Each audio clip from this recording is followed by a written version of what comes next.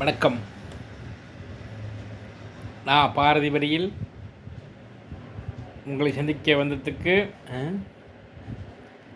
பாரதி வரியில் விதை ஒரு சின்ன கருத்து இல்லை சொல்கிறேன் பார்த்துங்க.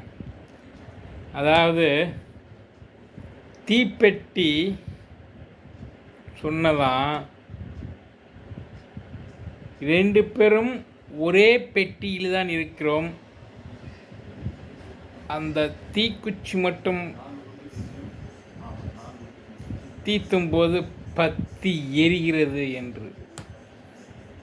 நான் மட்டும் எரிந்து விடுகிறேன், நீ அப்படியே தான் இருக்கிறாய் என்று. அதுக்கு அந்த பட்டை சொன்னதான் தலைக்கணம் உள்ளவர்கள் இதே மாதிரி தான் சீக்கிரமாக அழிந்து விடுவார்கள் என்று. ஒன்றுமே புரியல, பின்னாடி வருது பாரு தெளிவாக.